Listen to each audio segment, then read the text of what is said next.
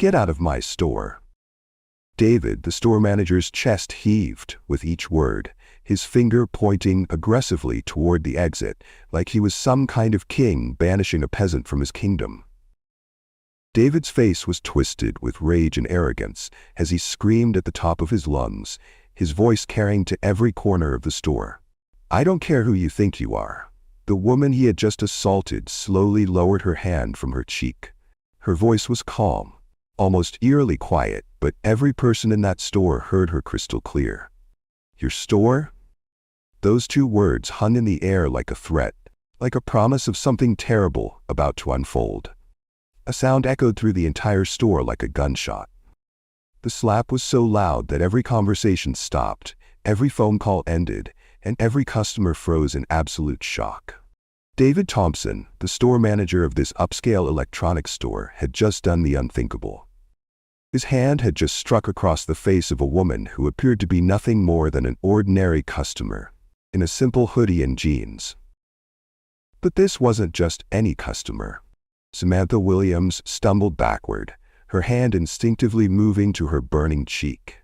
The sting of the slap was nothing compared to the fire now blazing in her eyes. Around them, customers fumbled for their phones, their fingers trembling as they hit record. This was the kind of moment that would be replayed millions of times across social media. This was the kind of moment that would end careers. What David Thompson didn't know at that moment would change everything. What he didn't know would cost him his job, his reputation, and his future. What he didn't know was about to turn his world completely upside down. If you want to see justice served in the most satisfying way possible, make sure you subscribe and hit that notification bell, because this story will leave you speechless. If you believe everyone should be respected no matter who they are, comment respect and where you're watching from. Because 5 minutes earlier, this same woman had walked into this store with a completely different intention. 5 minutes earlier, she had no idea she was about to become the victim of the most expensive slap in retail history.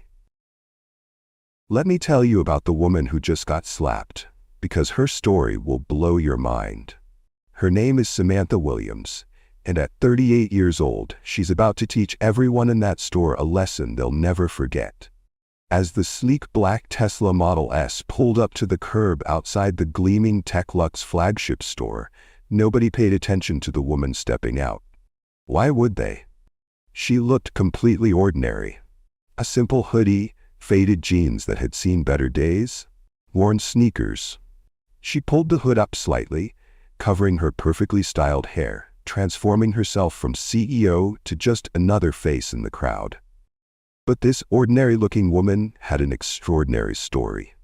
You see, Samantha Williams wasn't always driving luxury cars or running million-dollar companies. Her journey started in the foster care system, where she bounced from home to home, never staying anywhere long enough to feel like she belonged. While other kids were playing video games, Samantha was dreaming of a different life. At 16, she was working 3 jobs just to survive. Flipping burgers at dawn, stocking shelves in the afternoon, and cleaning offices late into the night. Her hands were always tired, her back always aching, but her mind never stopped working. She saved every penny she could, studying business books she found at yard sales and dreaming of something bigger. College was supposed to be her ticket out, but even there, she was the girl who ate ramen for dinner while working in the campus computer lab until 3 in the morning. Her professors saw something special in her, but Samantha saw something they didn't. She saw the future of retail electronics, and she saw herself leading it.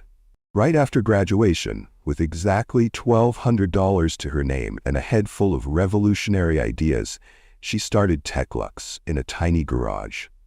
People laughed at her. A young black woman with no connections, no family money, no safety net, trying to compete with Best Buy and Amazon. They said she was crazy. But crazy was exactly what the industry needed. Samantha had a vision that luxury electronics shouldn't just be about expensive products. They should be about exceptional service, about making every customer feel valued and respected, regardless of what they look like or how much money they had. 20 years later, that vision had turned into Techlux, a $50 million electronics retail chain with stores in 12 states. Samantha Williams had built an empire from nothing, and she was proud of every single store that bore her name. But here's what made today different. Today wasn't about board meetings or profit margins. Today was about something far more important. As her phone buzzed with a call from her assistant, Samantha answered while adjusting her hoodie. "The board meeting is in 2 hours, Sam. Should I send the car?" Samantha looked at her reflection in the Tesla's tinted window, seeing exactly what she wanted to see. An ordinary woman that no one would look at twice. "No, I'm driving myself today." You see, Samantha had been hearing troubling reports about this particular store. Whispers that certain customers were being treated differently. Complaints that seemed to follow a disturbing pattern. So today, she decided to find out for herself what was really happening in her flagship location. Here's my question for you. Do you think business owners should regularly go undercover in their own companies to see how employees really treat customers? Let me know what you think in the comments, and subscribe to the channel, because what Samantha was about to discover would shake her to her core and change everything she thought she knew about the company she had built. As Samantha approached the gleaming glass doors of her flagship Techlux store, she couldn't help but feel a surge of pride. This wasn't just any electronics store. This was a temple to technology with floor-to-ceiling displays showcasing the latest smartphones, laptops, and gadgets that most people could only dream of owning. Crystal chandeliers hung from the ceiling, casting perfect light on devices that cost more than some people's cars. The clientele matched the upscale atmosphere perfectly. Men in $1,000 suits examined premium tablets while their wives, draped in designer handbags and jewelry, browsed the latest smartwatches. These were the customers that Techlux was built for, or so it seemed. But ruling over this kingdom of technology was a man who was about to make the biggest mistake of his career.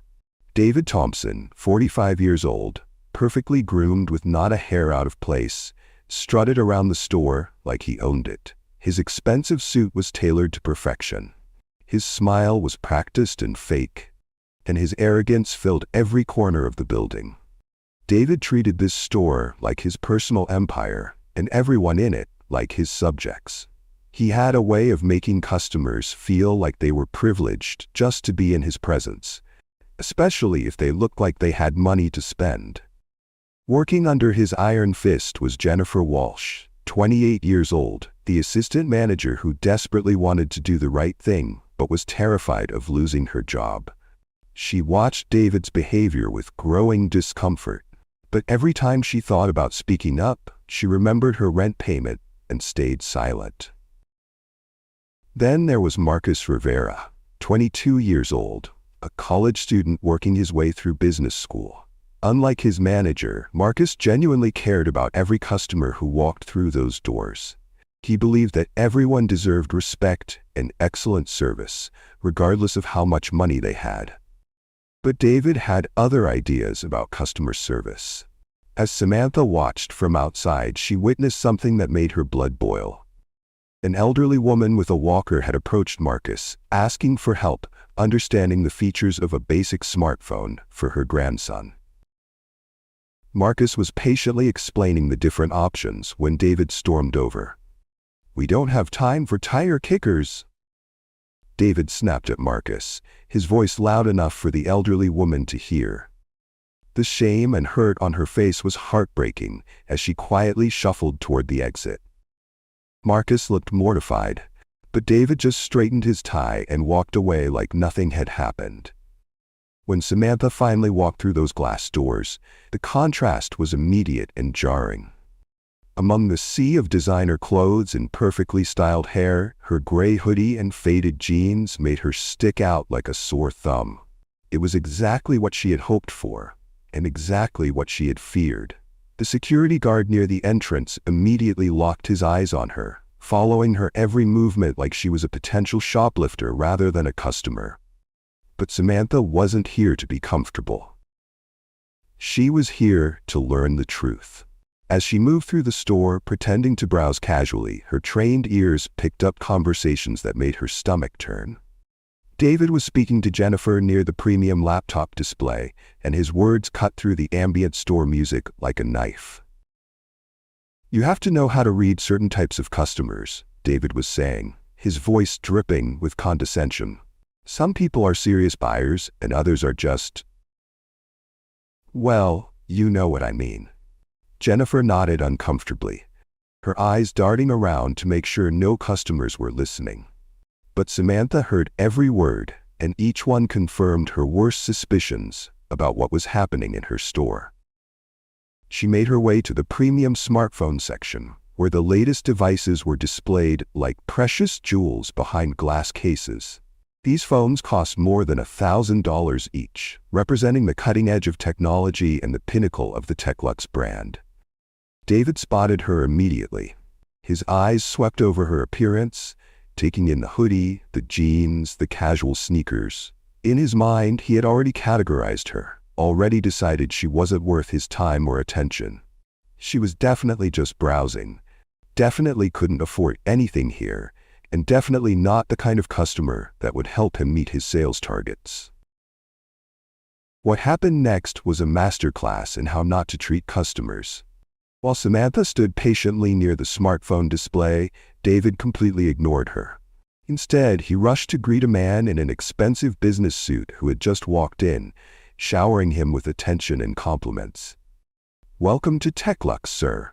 You look like a man who appreciates quality technology. Let me show you our exclusive premium collection." Meanwhile, Samantha continued to wait, watching as David fawned over customer after customer, as long as they looked like they had money. When she finally cleared her throat and asked about the new flagship phone in the display case, David barely looked at her. "Oh, that one?" he said dismissively, not even bothering to turn around. "You might want to try the pawn shop down the street. They have phones more in your range." The insult hit exactly as intended, but Samantha's reaction wasn't what David expected. Instead of leaving in embarrassment, she remained perfectly calm, though, if you looked closely, you could see her jaw tighten just slightly. This was it. This was exactly what she had suspected was happening in her store, and now she was experiencing it firsthand. Marcus, the young college student, had witnessed the entire exchange, his face flushed with embarrassment for his manager's behavior, and he started to approach Samantha to offer proper assistance. But David caught him before he could take 2 steps. "Don't waste time on window shoppers," David hissed under his breath, loud enough for Samantha to hear. "Focus on real customers." If you're enjoying this story of hidden identity and brewing justice, make sure to subscribe, because what happens next will leave you speechless. The other customers in the store were starting to notice the tension. A well-dressed businesswoman looked uncomfortable as she witnessed Samantha being dismissed so rudely. An elderly gentleman in an expensive coat frowned disapprovingly at David's behavior. The very clientele that David was trying to impress were beginning to see him for what he really was. But Samantha wasn't done yet. As her phone buzzed with reminders about the board meeting she was supposed to be preparing for, she silently declined the call. The board meeting could wait. This was more important. Here's my question for you. Have you ever witnessed discrimination like this in a store? How did it make you feel, and what did you do about it? Share your experience in the comments below. Because what David Thompson didn't realize was that he was about to face consequences beyond his wildest nightmares. And Samantha Williams was just getting started.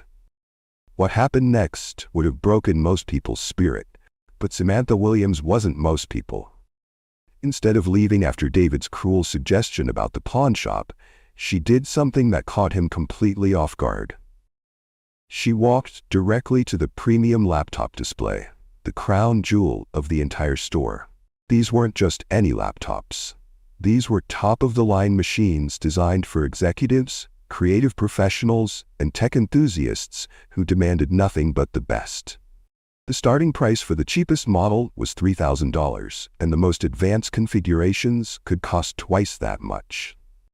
David watched in disbelief as this woman in a hoodie approached his most expensive merchandise. His perfectly groomed eyebrows furrowed as he strutted over, his polished shoes clicking against the marble floor like a countdown to disaster. He looked Samantha up and down with unconcealed disgust, taking in every detail of her casual appearance. From her worn sneakers to her simple hoodie, everything about her screamed, "Can't afford it," in his narrow mind. "Ma'am," David said, his voice dripping with condescension, "those start at $3,000. The public library has free internet if you just need to check your email." The insult hung in the air like poison gas. Other customers stopped their conversations and turned to stare. This wasn't just poor customer service anymore. This was public humiliation, designed to make Samantha feel small and unwelcome in her own store. Among the witnesses was Sarah Chen, a successful Asian businesswoman wearing a designer suit that probably cost more than most people's monthly salary. Her face registered complete shock at what she was hearing. She had come to TechLux expecting premium service to match the premium prices, but instead she was watching a customer being treated like garbage. But Samantha Williams had faced worse humiliation than this in her journey from foster care to the boardroom. Instead of backing down, she reached into her hoodie pocket and pulled out something that made David's smug expression falter for just a moment. It was a black American Express card. Not just any credit card, but the kind of card that requires a minimum income in the six figures and a credit score that most people can only dream of achieving. The kind of card that has no preset spending limit because the bank trusts that whoever carries it can afford whatever they want to buy. David stared at the card like it was a foreign object. In his warped worldview, people who dressed like Samantha didn't carry cards like this. His brain couldn't process the contradiction between her appearance and what she was showing him. So instead of accepting that he might have been wrong, David doubled down on his prejudice in the most insulting way possible. "This better not be stolen," he said, snatching the card from her hand. "I'll need 3 forms of ID, and I'm going to have to call the bank to verify this is legitimate." The silence in the store was deafening. Even the background music seemed to fade, as every customer within earshot realized they were witnessing something terrible. This wasn't standard procedure, and everyone knew it.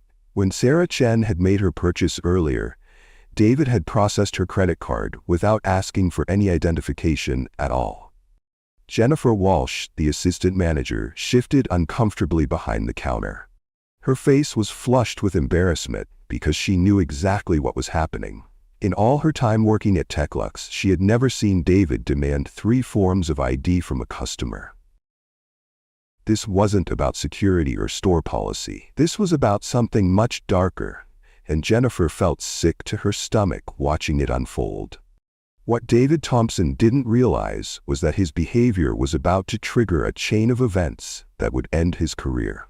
Samantha calmly retrieved her credit card from his hands and stepped aside, pulling out her phone with the practiced efficiency of someone who was used to handling crises. The call she made was brief, quiet, and professional. But if David had been paying attention to her words instead of gloating about his perceived victory, he might have realized that his world was about to come crashing down. "Robert," Samantha said into her phone, her voice steady and controlled, "I need you to pull the employment files for the downtown store staff. Yes, all of them. And Robert, I need you to come down here. Now." David, of course, heard only what he wanted to hear. In his twisted mind, this woman was probably calling her friends to come cause trouble, maybe even planning some kind of confrontation or scene. His paranoia and prejudice painted the worst possible picture of what was happening. "Great, calling your crew?" David said loudly, making sure other customers could hear him. "Let me guess, you're going to have your friends come down here and cause problems? Well, I've got news for you, lady. We have security cameras and police on speed dial." His words were designed to intimidate, to make Samantha feel threatened and unwelcome. But they had the opposite effect on the other customers in the store. Sarah Chen looked absolutely appalled at David's behavior. An elderly couple near the tablet display shook their heads in disgust. Even the security guard, who had been watching Samantha suspiciously earlier, was starting to look uncomfortable with his manager's conduct. But it was Marcus Rivera, the young college student, who couldn't stay silent any longer. Everything about this situation went against his core beliefs about how people should be treated. Despite knowing that speaking up could cost him his job, Marcus approached Samantha with genuine remorse in his eyes. "I'm sorry about this," Marcus said quietly, his voice filled with sincerity. "Everyone deserves respect, regardless of how they look or what they're wearing. This isn't right." Samantha studied the young man's face carefully. In all the ugliness she had witnessed today, here was someone who still believed in basic human decency. Someone who was willing to risk his job to do what was right. "What's your name, son?" Samantha asked, her voice gentle but curious. "You seem different from your manager." "Marcus Rivera," he replied, standing a little straighter despite his nervousness. "I'm just trying to pay my way through business school. But I don't care what my manager says. Treating people like this is wrong." What Marcus didn't know was that he had just made the most important impression of his young career. And what David didn't know was that the phone call Samantha had just made would bring his reign of terror to an abrupt and humiliating end. Because in just a few minutes, everyone in that store was about to learn a lesson about judging people by their appearance, and David Thompson was about to discover that his arrogance had browed. To understand what was really happening in that store, you need to know the stories of the people caught in the middle of this brewing storm. Because while David Thompson was digging his own grave, the people around him were fighting their own battles between right and wrong. Marcus Rivera wasn't just a college student working at an electronics store. His story was one of determination and sacrifice that would have made Samantha proud if she knew the full truth. Every morning at 5 a.m., Marcus was already awake. Not because he wanted to be, but because he had to be at his first job at a local coffee shop. He'd spend 3 hours serving lattes and cleaning tables before rushing to his classes at the community college. After his afternoon lectures on business management and marketing, Marcus would change into his TechLux uniform and work until closing time. Then, 3 nights a week, he'd head to his third job doing overnight security at an office building, studying for his exams by flashlight while making his rounds. His dream wasn't just to graduate from business school. Marcus wanted to change how businesses treated people. He'd seen too much discrimination, too much prejudice, and he believed that when he finally became a manager himself, he would create an environment where everyone was treated with dignity and respect, regardless of their appearance or background. That's why watching David humiliate Samantha was tearing him apart inside. This wasn't just about one customer being mistreated. This was about everything Marcus was working to change in the business world. But Marcus wasn't the only one struggling with what was happening. Jennifer Walsh was fighting a battle that millions of people face every day. The choice between standing up for what's right and protecting your livelihood. Jennifer knew David's behavior was wrong. She'd known it for months. She'd watched him treat customers differently based on their race, their clothes, their perceived economic status. Every incident made her feel sick to her stomach, but every time she thought about speaking up, reality crashed down on her like a weight. Jennifer was a single mother. Her 8-year-old daughter, Emma, depended on her completely. The health insurance from TechLux paid for Emma's asthma medication. The steady paycheck covered their rent, their groceries, their basic necessities. If Jennifer lost this job, she didn't have a safety net. She didn't have family money to fall back on or another job lined up. So Jennifer had made a choice that haunted her every day.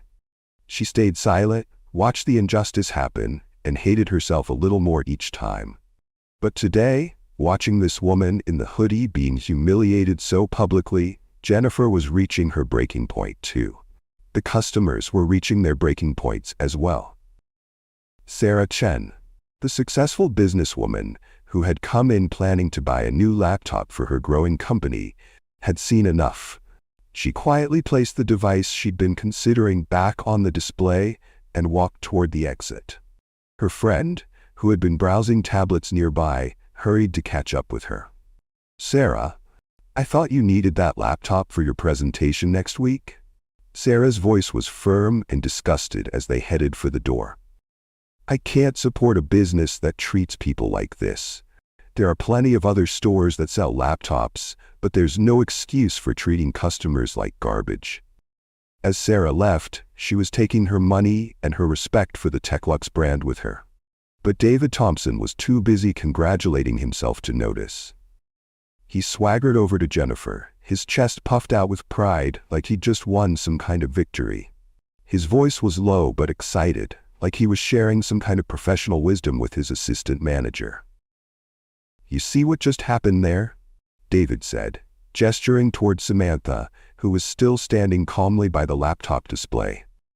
"This is exactly what I've been trying to teach you. You have to profile customers. Look at how she's dressed. Hoodie, old jeans, cheap sneakers. That tells you everything you need to know about whether she's worth your time." Jennifer felt bile rise in her throat. This wasn't a business strategy. This was prejudice dressed up as professionalism. And David was proud of it. What happened next would become the moment that David Thompson's arrogance finally crossed a line that couldn't be uncrossed. Samantha had endured the dismissive comments, the accusations about her credit card, and the public humiliation. But now she was about to make a request that would send David into a rage that would destroy his career. With the same calm dignity she'd maintained throughout this entire ordeal, Samantha approached David one more time. Her voice was steady, professional, and completely reasonable. "I'd like to speak with the owner," she said simply. The request should have been straightforward. Any customer has the right to speak with management if they feel they've been mistreated. But David's reaction was anything but professional. He threw back his head and laughed, a cruel, mocking sound that echoed through the store and made every customer turn to stare. It was the kind of laugh that was designed to make someone feel and stupid. "The owner?" David said, his voice dripping with contempt. "Lady, the owner doesn't associate with people like you. The owner is probably on a yacht somewhere, making real money from real customers. I run this place and I'm telling you that you don't belong here." But Samantha didn't back down. If anything, her voice became even calmer, even more controlled. "I'd really like to speak with someone in charge." That's when David completely lost control. His face turned red with anger, his voice rose to a shout that could be heard throughout the entire store, and his true character came pouring out for everyone to see. "Look at yourself," David screamed, pointing at Samantha like she was some kind of criminal. "Hoodie and old jeans. You think you can demand to see the owner? You think you have the right to make demands in my store?" The transformation was shocking. The polished professional manager facade had completely cracked, revealing the ugly prejudice and uncontrolled rage underneath. This wasn't customer service gone wrong. This was a man having a complete meltdown because someone he considered beneath him had dared to challenge his authority. The store fell completely silent. Every conversation stopped. Every phone call ended. Every customer froze in place, staring at the spectacle unfolding before them. Even the background music seemed to fade away, leaving only the echo of David's screaming voice and the sound of shocked breathing from the witnesses. Marcus looked like he wanted to disappear into the floor. Jennifer's face was pale with horror. The customers were pulling out their phones, some recording video, others preparing to call corporate headquarters, or post reviews that would go viral within hours. If you are as outraged by what's happening, smash that subscribe button, because the justice that's coming will be absolutely perfect. But what none of them knew was that Samantha's phone call earlier had already set something in motion. While David was having his meltdown, while customers were recording his behavior, while Jennifer was questioning every decision that had led her to this moment, help was already on the way. Because in just a few more minutes, David Thompson was going to learn that sometimes the person you least expect to have power is actually the person who holds all of it. In the deafening silence that followed David's screaming outburst, Samantha Williams did something that would have impressed anyone who truly knew her story. Despite being publicly humiliated, despite being treated like a criminal in her own store, despite watching this man destroy every principle her company was built on, she tried one more time to de-escalate the situation. Her voice remained steady, professional, and dignified. "Sir, I think there's been a misunderstanding." Those 8 words should have been David Thompson's lifeline. They were his last chance to step back from the precipice he was standing on. They were an opportunity to salvage what was left of his career and his reputation. But David Thompson was too far gone, too consumed by his own arrogance and prejudice to recognize the gift he was being offered. Instead, he exploded like a volcano that had been building pressure for years. "The only misunderstanding," David roared, his face now purple with rage, "is you thinking your hoodie-wearing self belongs in here. This is a high-end establishment for high-end customers, not some charity case looking for handouts." The words hit the store like a physical blow. Every customer within earshot recoiled in shock. This wasn't just discrimination anymore. This was a complete meltdown, a man revealing the absolute worst parts of his character for the entire world to see. Jennifer Walsh couldn't stay silent any longer. Her voice was barely a whisper, but in the stunned quiet of the store, everyone heard her desperate attempt to save her manager from himself. "David, maybe we should." But David whirled on her like a wild animal, cutting her off with a fury that made Jennifer step backward in fear.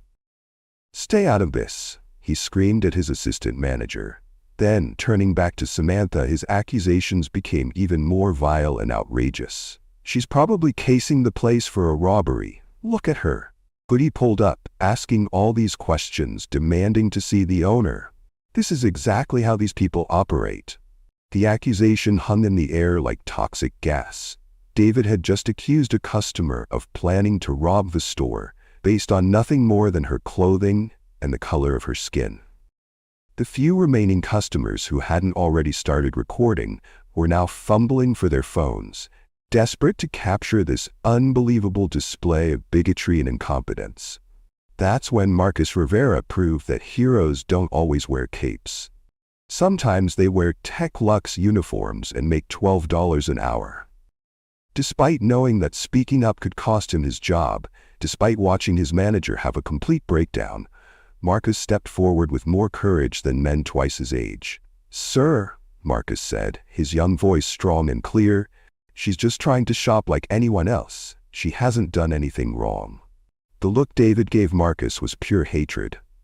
In that moment, David saw this young college student as a traitor, someone who had dared to challenge his authority and defend someone he considered unworthy.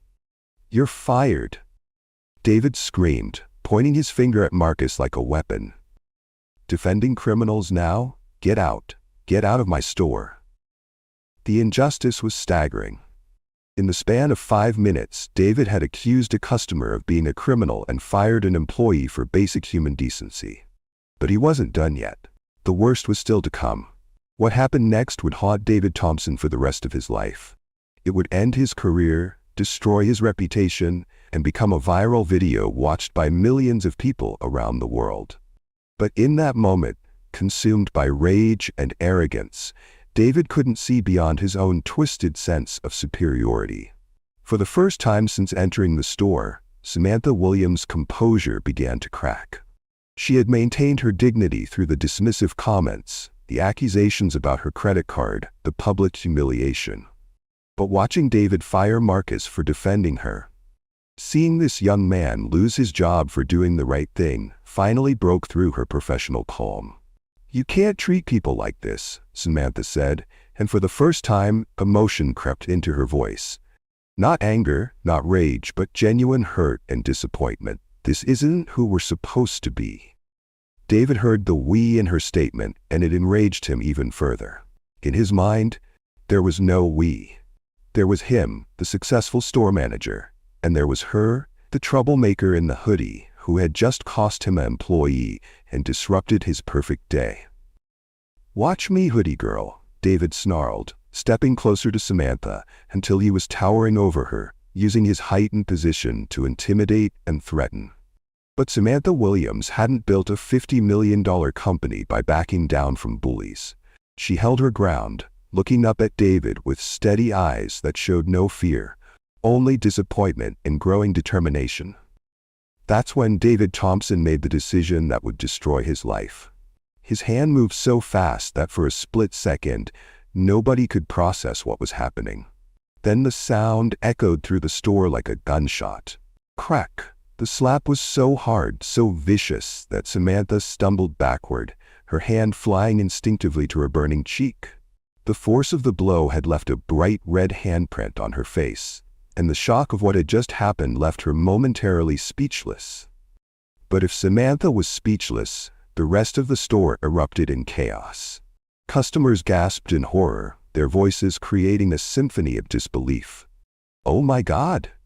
Did he just... Someone call the police?" Phones appeared like magic, dozens of them, all recording, all capturing the moment that would soon be shared millions of times across every social media platform on Earth. Jennifer covered her mouth with both hands, her eyes wide with absolute shock. "Oh my God, David," she whispered, but her voice carried in the silence. "What have you done?" Marcus, despite being fired just moments before, rushed forward to help Samantha. But she held up her hand to stop him, her movements slow and deliberate as she processed what had just happened. The silence that followed was different from all the previous silences. This wasn't a shock or surprise.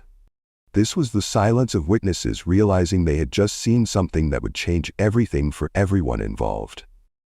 If you believe David overstepped his boundary, make sure you subscribe because the revenge that's coming will be absolutely legendary. David stood there, his chest heaving, his hand still raised, looking around at the sea of shocked faces and recording phones. For the first time since this whole confrontation began, doubt crept into his eyes. The adrenaline was starting to fade, and reality was beginning to set in. What do you think should happen to someone who physically assaults a customer? Let me know your thoughts in the comments.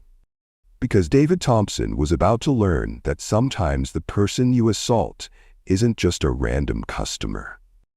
Sometimes they're the person who holds your entire future in their hands. In the stunned silence that followed the slap, Samantha Williams did something that would be replayed millions of times across the internet. She slowly straightened her hoodie, the same hoodie that David had mocked and dismissed. She gently touched her reddening cheek, feeling the sting of the handprint that would soon become evidence in what was about to unfold. And then, with a voice so calm it was almost terrifying, she repeated the words that David had thrown at her just minutes earlier. "Your store?" Those two words carried the weight of 20 years of struggle, sacrifice, and success. They carried the authority of someone who had built an empire from nothing. They carried the promise of justice that was about to rain down like a thunderstorm. But David was too blinded by his own arrogance to hear the danger in her voice. He was still riding the adrenaline high of what he thought was his victory, still convinced that he had put this troublemaker in her place. That's when Samantha's phone began to ring. She answered it with the same calm professionalism she had maintained throughout this entire ordeal, despite having just been physically assaulted. "Robert? Yes, I'm ready now." David rolled his eyes, still thinking this was some kind of bluff, some attempt to intimidate him with friends or family members. He had no idea that he had just heard his death sentence being pronounced. The front doors of the Techlux store swung open, and what walked through those doors would haunt David Thompson for the rest of his life. First came Robert Wilson. A mountain of a man in an expensive security uniform. This wasn't mall security or a part-time guard. This was the kind of professional security that protected CEOs and celebrities. Behind him walked two people in perfectly tailored business suits, their movements precise and purposeful, their expressions serious and focused. David's smug expression began to falter as he took in the sight of these newcomers. Something about them was familiar, something that made his stomach start to twist with the first hints of dread. Jennifer Walsh, meanwhile, was experiencing a moment of horrible clarity. She watched as these obviously important people entered the store and immediately began scanning the scene. But what made her blood run cold was what happened next. The executives didn't look at David. They didn't acknowledge the man who thought he ran the store. Instead, their eyes went directly to the woman in the hoodie. The woman with the red handprint on her cheek. The woman David had just assaulted. And then Jennifer saw something that made her knees go weak. She saw these powerful, intimidating executives defer to the woman in the hoodie. She saw them wait for her signal, wait for her permission, wait for her command. "Oh no," Jennifer whispered, her face going pale as the pieces began falling into place. "Oh no, oh no, oh no." What happened next would become the most satisfying moment of comeuppance ever captured on video. Corporate executive Lisa Anderson, a woman whose yearly salary was more than most people made in a decade, approached the woman in the hoodie with obvious respect and concern. "Miss Williams," Lisa said, her voice carrying clearly through the silent store, "we came as soon as we got your call." The name hit David like a physical blow. Miss Williams. Not ma'am or lady or hoodie girl. Miss Williams. Spoken with the kind of respect reserved for someone very, very important. David's world began to tilt on its axis. His face, which had been flushed with anger just moments before, began to drain of all color. "Miss Williams?" he stammered, his voice suddenly small and confused. But she's wearing a hoodie?" It was perhaps the most pathetic thing he could have said in that moment. Even facing the growing realization that he had made a terrible mistake, David was still fixated on clothing, still unable to comprehend that appearance didn't determine worth. Samantha Williams looked directly at David Thompson, the man who had humiliated her, discriminated against her, and finally assaulted her in her own store. When she spoke, her voice carried the authority of someone who had built a $50 million empire from absolutely nothing. "I'm Samantha Williams," she said, each word crisp and clear and final.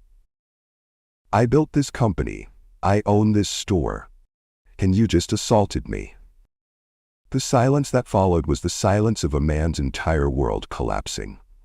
David's mouth opened and closed like a fish gasping for air, but no sounds came out. His eyes darted around the store, looking for some escape, some way to undo what had just happened, some way to take back the last hour of his life. But there was no escape. The color drained from his face as he realized that every customer in the store was now recording this moment. The woman he had mocked, humiliated, and finally assaulted was the CEO of the company that employed him. The hoodie girl he had dismissed was worth more money than he would make in 10 lifetimes. Customers who had been shocked into silence moments before now began pulling out their phones with renewed urgency. This wasn't just assault anymore.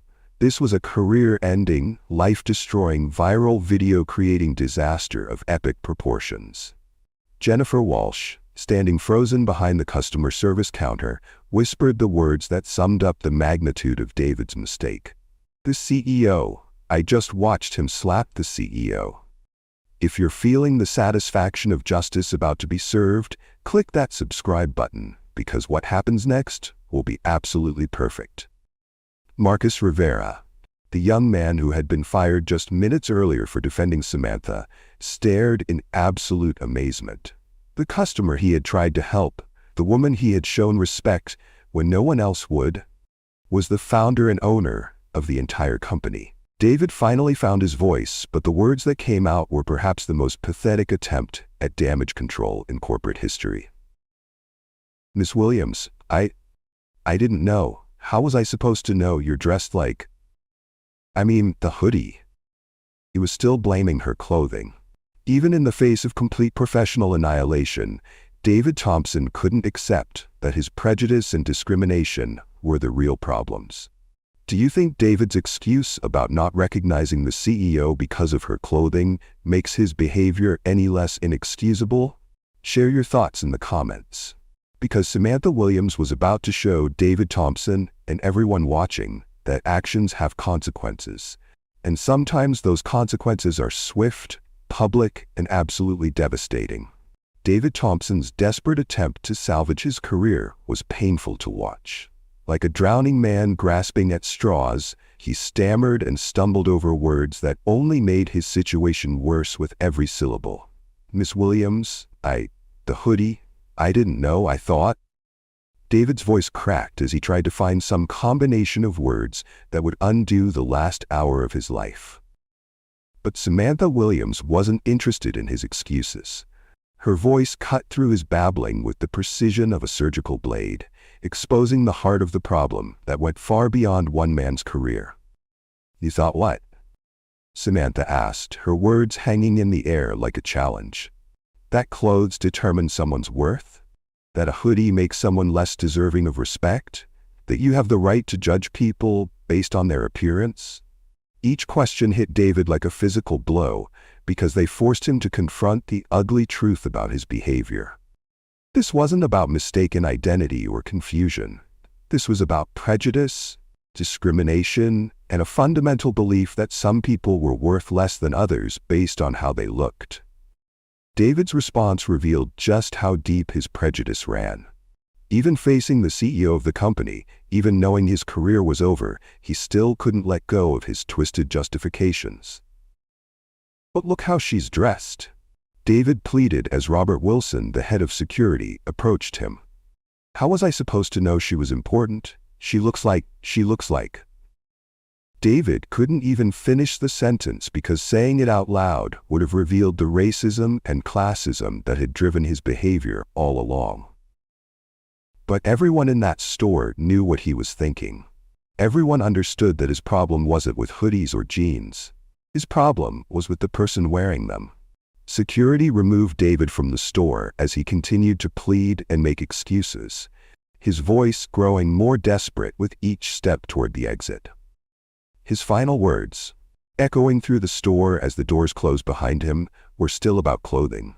"You have to understand. She looked like she didn't belong here."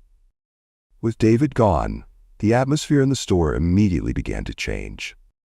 The toxic energy that had poisoned the air for months was finally lifting, and Samantha could begin to rebuild what had been broken.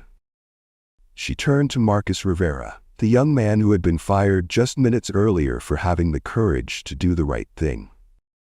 "Marcus," she said, her voice warm with genuine respect, "you're not just rehired, you're promoted to assistant manager, effective immediately." Marcus's eyes filled with tears of relief and gratitude. In the span of an hour, he had lost his job for defending a customer and gained a promotion for showing the kind of character that Samantha valued above all else. Jennifer Walsh, who had witnessed the entire horrific scene, approached Samantha with obvious anxiety. She knew she had stayed silent when she should have spoken up, and she was terrified that her cowardice would cost her the job she desperately needed. "Miss Williams," Jennifer said quietly, "I should have stopped him. I knew what he was doing was wrong, but I was afraid to lose my job.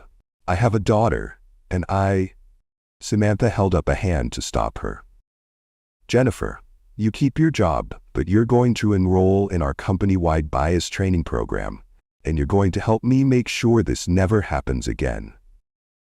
The relief on Jennifer's face was overwhelming.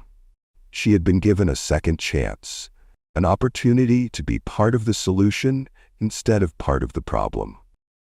With the immediate crisis handled, Samantha Williams did something that would be remembered long after the viral videos stopped circulating.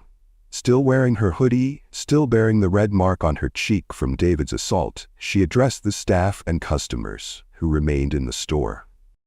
"I want everyone to understand something," Samantha said, her voice carrying to every corner of the store. I dress like this sometimes to see who you really are when you think no one important is watching. Today, I learned more about this store's culture than any report or meeting could have told me. The silence was profound as everyone absorbed the implications of what she was saying. This hadn't been a random visit by an ordinary customer. This had been a test, and most of them had failed it spectacularly.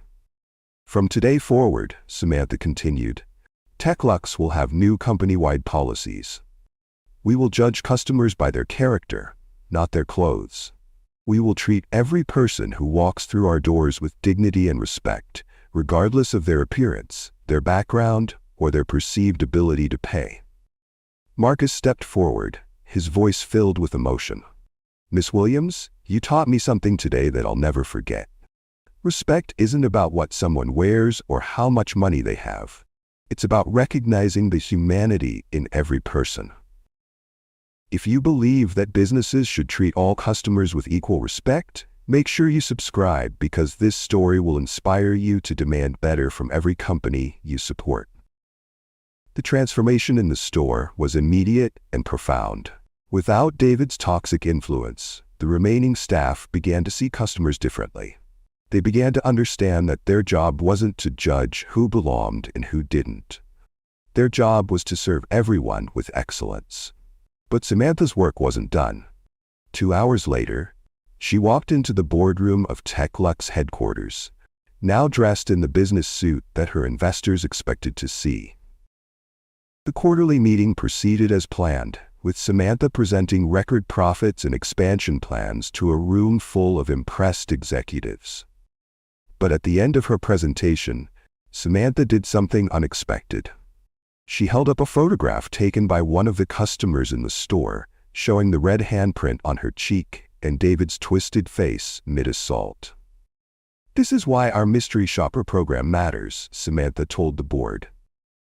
This is why we can never assume that our company values are being lived out at the ground level. This is why leadership means being willing to experience your own business the way your customers do. The boardroom erupted in discussion about implementing more undercover visits, more accountability measures, more training programs. But for Samantha, the real victory wasn't in the boardroom. It was in knowing that Marcus Rivera would now have the opportunity to build the kind of career that was based on character instead of prejudice. As the video of David's assault and subsequent firing spread across social media, it became more than just a story about one man's downfall. It became a lesson about the danger of judging people by their appearance, about the cost of prejudice, and about the power of treating everyone with dignity and respect. Within hours, the hashtag HoodieGirl was trending worldwide. Millions of people shared their own stories of discrimination based on appearance. Customer Sarah Chen, who had witnessed the entire incident, posted her own video explaining why she had left the store without buying anything, and why she would now become a loyal TechLux customer after seeing how Samantha handled the crisis. The video went viral in ways that no one could have predicted. Major news networks picked up the story, with CNN, Fox News, and MSNBC all running segments about workplace discrimination and the importance of corporate leadership. The story wasn't just about one incident anymore. It became a symbol of everything wrong with how society judges people based on superficial characteristics. Celebrity influencers began sharing the video with their millions of followers. Oprah Winfrey posted about it on Instagram, calling Samantha a true leader who shows us that respect should never be conditional on appearance. Ellen DeGeneres invited Samantha to appear on her show, where the story reached an even wider audience and sparked conversations in living rooms across America. The impact reached far beyond social media. Other CEOs began implementing their own undercover programs, realizing that the only way to truly understand their company culture was to experience it as an ordinary customer. Major corporations like Walmart, Target, and Best Buy announced new customer service training programs specifically designed to address unconscious bias and discrimination. Business schools started using Samantha's story as a case study in ethical leadership and the importance of corporate values. Harvard Business School created an entire semester course around the incident, examining how leadership decisions in crisis moments can define a company's character for generations. Students from around the world studied the video frame by frame, analyzing everything from body language to decision-making under pressure.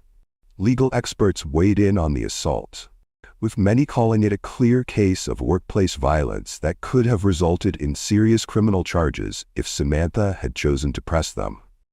Employment lawyers used the incident to demonstrate the importance of proper training and the legal liability companies face when employees discriminate against customers. But perhaps the most powerful change happened in the lives of the people who were there that day.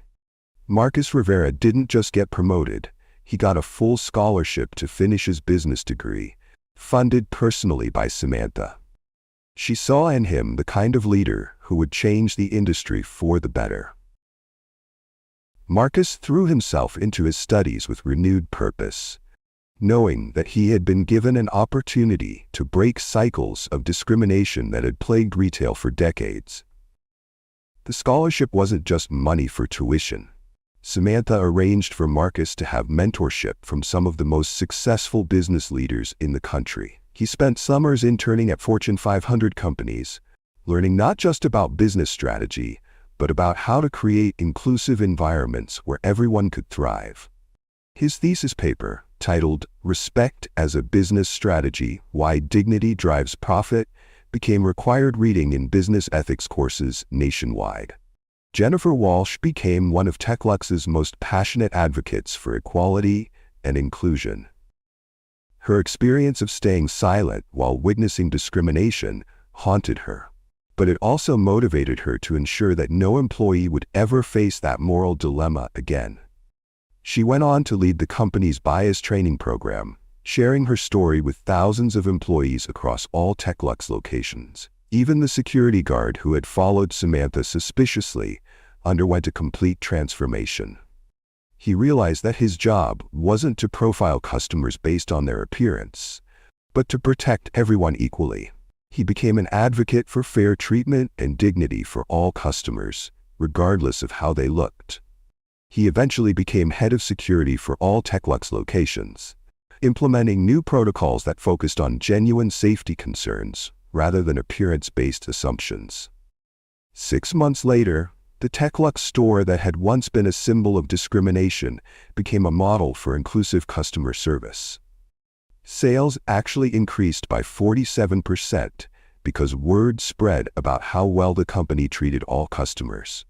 The store that David thought he was protecting from undesirable customers became the most profitable location in the entire chain by embracing everyone who walked through its doors. The transformation was so complete that other retailers began sending their managers to observe TechLux's customer service approach. What they found was a culture where every employee understood that their job was to serve people, not to judge them. Customer satisfaction scores went through the roof. Employee turnover dropped to almost zero, and the store became a destination not just for electronics, but for an experience that made people feel valued and respected. David's fall from grace was swift and complete. The man who had once strutted around the store like he owned it was now stocking shelves in a warehouse, working for minimum wage and struggling to make ends meet. His wife left him, taking their children and citing his behavior in the viral video as evidence of character flaws she could no longer ignore.